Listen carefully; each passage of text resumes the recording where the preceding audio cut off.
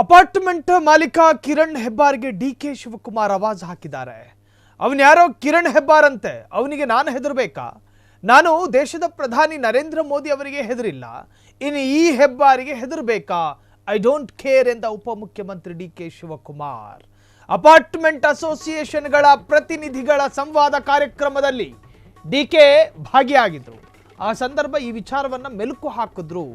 ಅವನು ಯಾರೋ ಹೆಬ್ಬಾರಂತೆ, ಕಿರಣ್ ಹೆಬ್ಬಾರಂತೆ, ಅಪಾರ್ಟ್ಮೆಂಟ್ ಮಾಲೀಕನಂತೆ. ನಮಗೆ ಪತ್ರ ಬರೆದು ಬೆದರಿಕೆ ಹಾಕ್ತಾನವನು. ನಾವು ದೇಶದ ಗೃಹ ಸಚಿವನಿಗೆ ಹೆದರಲಿಲ್ಲ ರೀ, ತಿಹಾರ್ ಜೈಲಿಗೆ ಹೋಗಿ ಬಂದವನು ನಾನು ಇವನಿಗೆಲ್ಲ ಹೆದರಬೇಕಾ? ಐ ಡೋಂಟ್ ಕೇರ್ ಎಂದ DCM ಡಿಕೆ ಶಿವಕುಮಾರ್.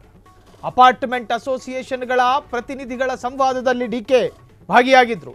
ಆ ಸಂದರ್ಭ ಕಿರಣ್ ಹೆಬ್ಬಾರ್ ಎಂಬ ಅಪಾರ್ಟ್ಮೆಂಟ್ ಮಾಲೀಕನ ಕುರಿತು ಡಿಕೆ ಕೌಂಟರ್ ಕೊಟ್ಟಿದ್ದಾರೆ. ಸಾವಿರಾರು ಅಪಾರ್ಟ್ಮೆಂಟ್ ಕಳೆದವನು ನಾನು,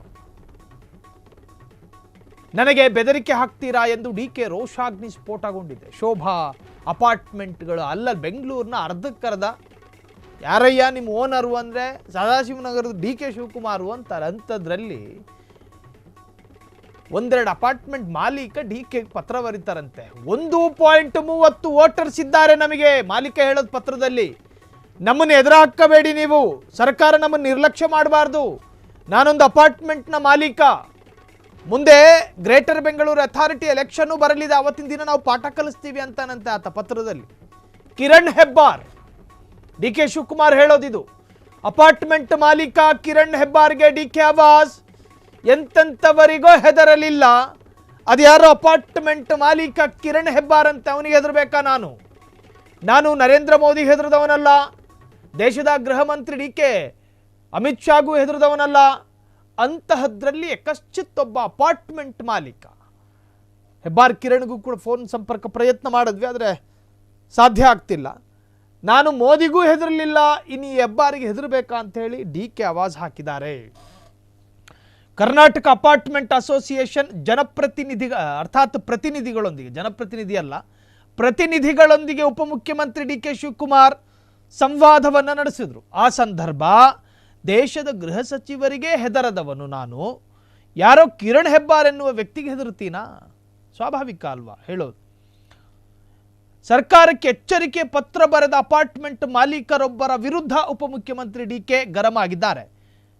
ನಮಗೆ ಎಚ್ಚರಿಕೆ ನೀಡುವ ಕೆಲಸವನ್ನ ಯಾರೂ ಮಾಡಬೇಡಿ, ಯಾರಿಗೂ ಹೆದರದೆ ಜೈಲಿಗೆ ಹೋಗಿ ಬಂದವನು ನಾನು ಎಂದ DCM.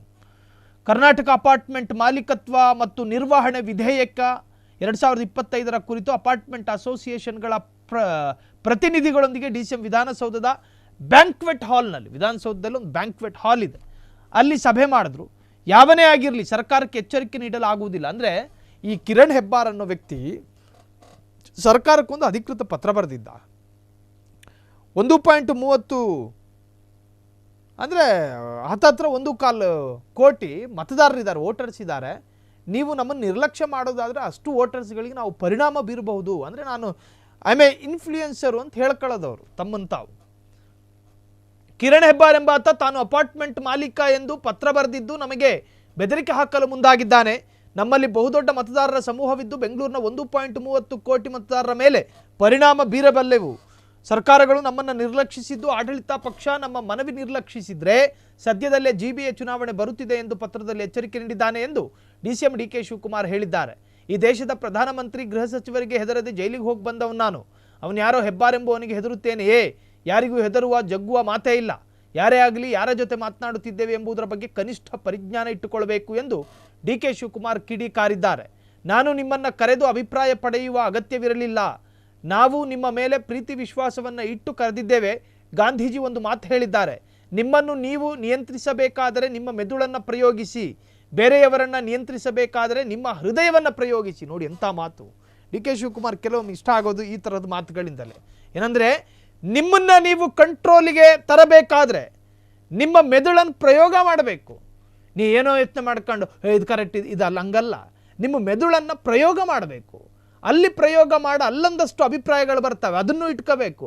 ಇನ್ನು ನೀವು ಯೋಚಿಸಿದ್ದೇ ಆಕ್ಸ್ಫರ್ಡ್ ಯೂನಿವರ್ಸಿಟಿಯ ನಿರ್ಧಾರ ಅಂತ ಯೋಚನೆ ಮಾಡೋದಕ್ಕೆ ಹೋಗಬಾರ್ದು, ಅದನ್ನು ಪ್ರಯೋಗ ಮಾಡಬೇಕು. ಇನ್ನು ಬೇರೆಯವರನ್ನು ನಿಯಂತ್ರಿಸಬೇಕಾದ್ರೆ ನೀವಿಲ್ಲಿ ನಿಂತ್ಕೊಂಡಿರ್ತೀರಿ, ಇನ್ನೊಬ್ಬರನ್ನ ನೀವು ಕಂಟ್ರೋಲ್ ಮಾಡಬೇಕು ಅನ್ನುವಾಗ ನಿಮ್ಮ ಹೃದಯವನ್ನು ಪ್ರಯೋಗ ಮಾಡಬೇಕು. ಅಂದರೆ ಪ್ರೀತಿ, ಏ ಬಾಪ ಇಲ್ಲಿ, ಏ ಬಾರಲ್ಲೋ ಅರ್ಥ ವ್ಯತ್ಯಾಸಗಳಿದ್ದಾವೆ. ಇಲ್ಲಿ ಅವನ ಹೃದಯ ಗೆಲ್ಲೋ ಪ್ರಯತ್ನಗಳಾಗಬೇಕು. ಹಂಗಿದ್ದಾಗ ಮಾತ್ರ ಅಲ್ಲಿಂದನೂ ಏನೋ ಕರೀತವ್ರ ಪ್ರೀತಿಯಿಂದ ಹತ್ರ ಹೋಗಿ ಮಾತಾಡೋಣ ಅಂಥೇಳಿ ಭಾವನೆ ಬರೋದು. ಅಲ್ಲಿ ನೀವು ಹೃದಯವನ್ನು ಪ್ರಯೋಗ ಮಾಡಬೇಕು ಅಂತ ಗಾಂಧೀಜಿ ಹೇಳಿರೋ ಮಾತನ್ನು ರೆಫರೆನ್ಸ್ ಪಡೆದು ಅದನ್ನು ಕೋಟ್ ಮಾಡಿ ಡಿ ಕೆ ಶಿವಕುಮಾರ್ ಕಿರಣ್ ಹೆಬ್ಬಾರಿಗೆ ಕೌಂಟರನ್ನು ಕೊಟ್ಟಿದ್ದಾರೆ. ಡಿ ಕೆ ಶಿವಕುಮಾರ್ ಕೆಂಡಾಮಂಡಲರಾಗಿ ಅಪಾರ್ಟ್ಮೆಂಟ್ ಮಾಲೀಕ ಕಿರಣ್ ಹೆಬ್ಬಾರ್ ವಿರುದ್ಧ ಆಕ್ರೋಶವನ್ನು ವ್ಯಕ್ತಪಡಿಸಿದರು. ಕ್ಷಣ ಕ್ಷಣದ ಸುದ್ದಿಗಳಿಗಾಗಿ ಫ್ರೀಡಂ ಟಿವಿ ಸಬ್ಸ್ಕ್ರೈಬ್ ಮಾಡಿ, ಲೈಕ್ ಮಾಡಿ ಹಾಗೂ ಫಾಲೋ ಮಾಡಿ. ಹೊಸ ಸುದ್ದಿಗಳ ನೋಟಿಫಿಕೇಶನ್ಗಾಗಿ ಬೆಲ್ ಐಕಾನ್ ಮೇಲೆ ಕ್ಲಿಕ್ ಮಾಡಿ.